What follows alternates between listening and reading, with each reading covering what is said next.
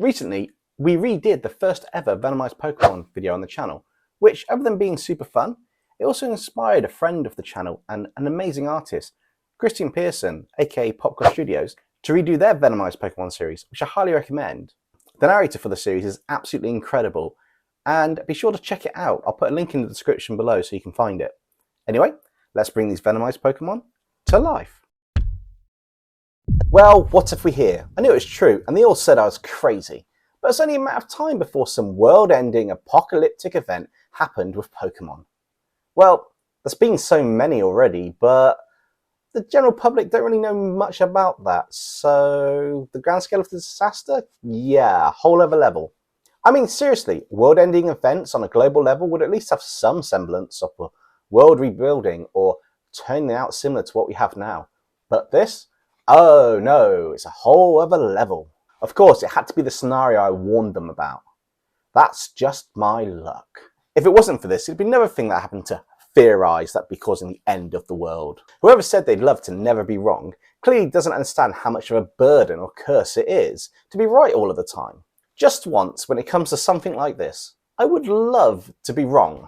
Well, honestly, I don't. I'd love to be right, but when I look back at this, I'm sure it won't be mentioned that I warned of something like this happening. I mean, come on, it's obvious when you think about it. If Pokemon can cause hypnosis and control people and other Pokemon alike, then how come we haven't got a Pokemon that can take over the other and control it without some form of psychic powers? You know, like one of those parasite things. Well, looks like my recent theory has come true.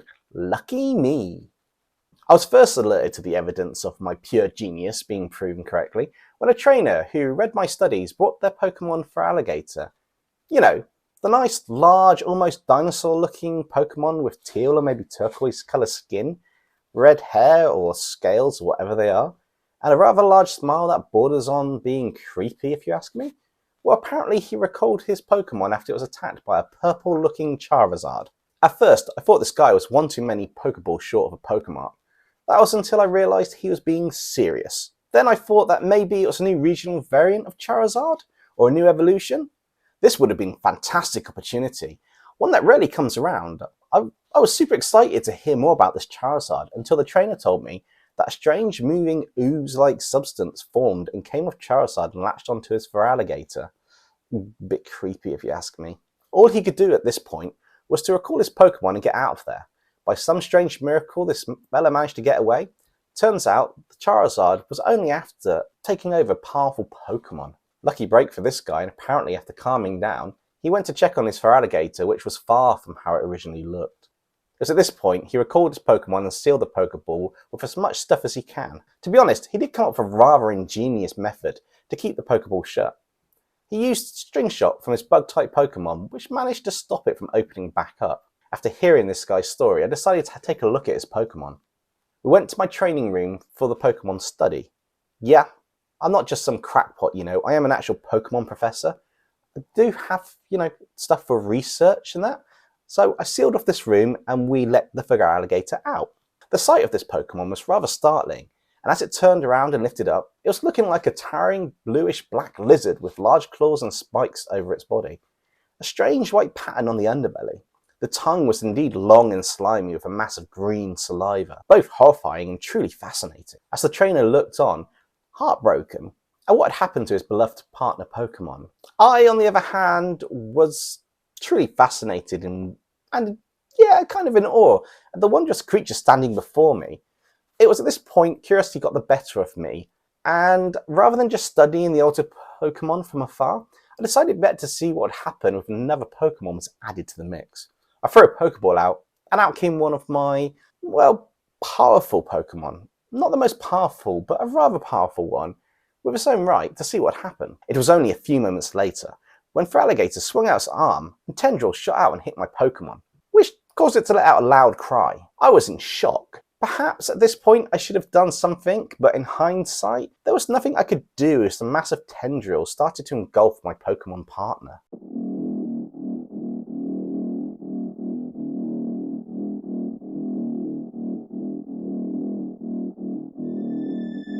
Yeah, I know. I shouldn't have been stupid enough to call out my Pokemon and let it get hit by those tendrils.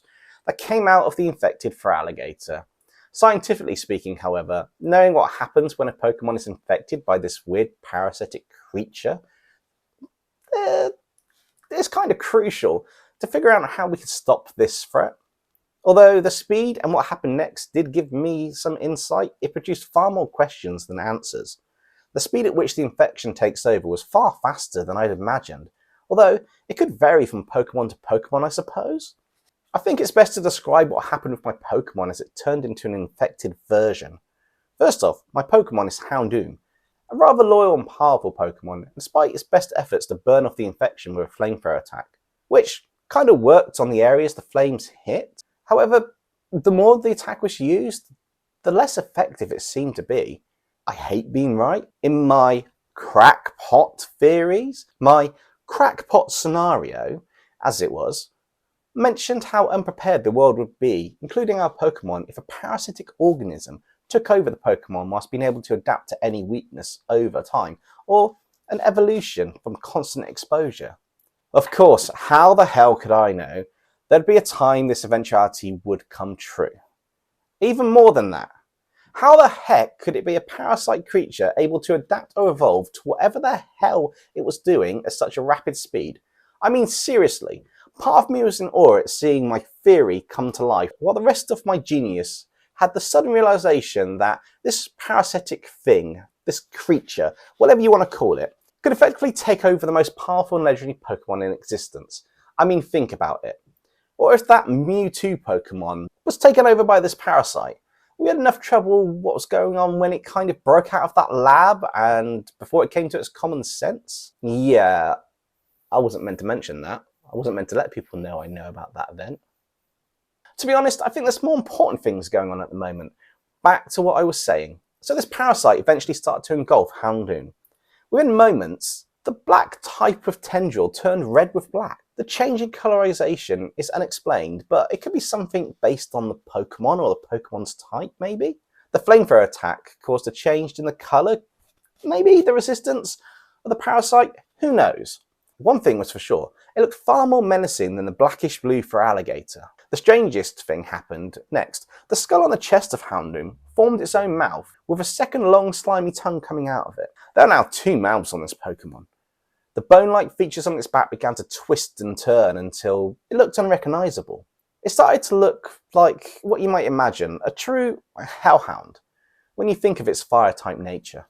As the two infected Pokemon stood before us, I suddenly had a rather bad realisation. Blinded by the desire, you can't blame me, but blinded by the desire to find out more about this infection and the parasite, I overlooked one rather crucial thing in my plan. I was now trapped in a room with that other fella, but more importantly, I was trapped in a room with two rather powerful infected Pokemon who did not look best pleased with the current situation.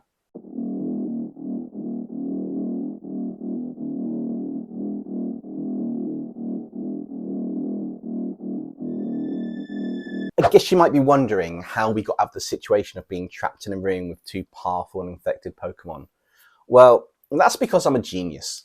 Nah, truth be told, despite my genius mind having all these scenarios theorized and planned out, I was still extremely unprepared for this scenario, and it was far more terrifying in person. For a moment, I actually lost my composure and hesitated. I am ashamed to say that my mind went blank, and in that moment, the two infected Pokemon attacked. Thankfully, my thoughts returned to me, and I was able to dodge the attack before heading for my backup plan. Although it wasn't a complete plan, I had a theory, and I wanted to test it out. Hopefully with different results than what happened to my Houndoom. Once again, I was proven right, but not in a way that filled me with much confidence in completely handling the current situation facing us all. My theory, perhaps brilliant in its entirety, is the infection of a parasitic organism on a Pokemon can be stopped or resisted with the combination of an extremely strong will and by forming a barrier on its body, some kind of powerful move such as an aura or psychic move to stop it making contact with the Pokemon's actual skin. Since I didn't have any psychic Pokemon, I had to put my faith, as it were, in the hands of my most trusted Pokemon partner, Lucario. Realising this, I threw Lucario's Pokeball. As soon as he appeared and spotted the two infected Pokemon, he knew what to do. We'd been training for this. Within an instant, an almost invisible layer of aura formed around his body. Poised and on guard, ready to fight if needed, we were ready for our counter-attack. Although, so were the two infected Pokemon. They both turned to each other and had a rather menacing grin or smile, some expression on their faces that filled me with a sense of dread and impending danger. Houndoom, who was now a rather menacing red and black covered version of its former self, let out a loud howl before leaping at Lucario. Lucario dodged the attack, but as Houndoom flew by, a tendril shot out aiming to infect our last hope. Thankfully, it appeared that the Aura Shield, cool name I know, came off it myself, stopped the parasitic tendril from making contact on Lucario, keeping him safe and immune to infection. You couldn't have imagined my excitement at this hypothetical plan of mine was actually working. I mean, what are the chances, right? It seemed like there was a chance to fight back, and maybe a way to free the infected Pokemon given enough time to study them. Well, that was until something I had failed to account for happened again. I am a genius, honest. Even geniuses can't think of it all though. Houndoom braced itself and shot out a massive flamethrower attack. I mean seriously, this was more like a fire blast instead of a flamethrower. It was far more powerful than it should have been. The parasite must also enhance the abilities of the infected, not that's my main concern, but something like that. It was very unfavourable in this predicament. My only idea was for Lucario to use Aura Sphere to disperse the flames until the attack subsided. It worked as well. Well, for a time. It appears that the infected Pokemon not only had an increased intelligence, but perhaps shared a mind like a hive as well.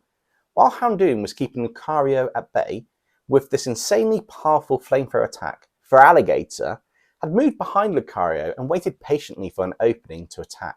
Unfortunately, their efforts paid off. And beyond my foresight, the use of Aura Sphere to protect against such a powerful attack left the Aura Shield with an opening over time.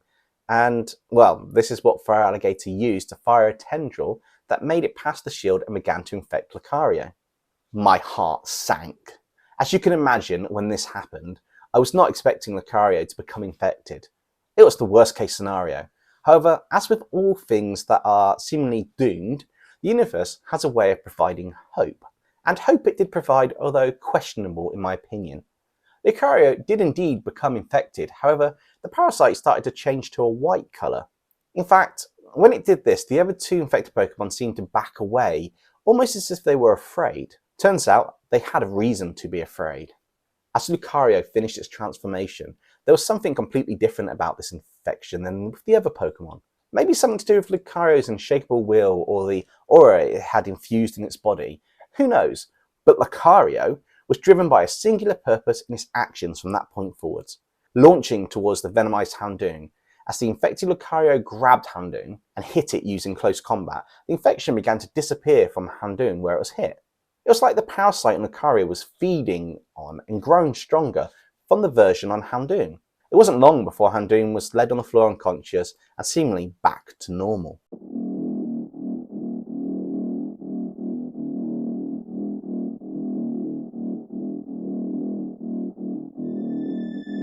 I'm having so much fun in this reboot series of venomizing Pokemon on the channel. I'm really enjoying how the artwork's turning out, but let me know what you guys think in the comments below.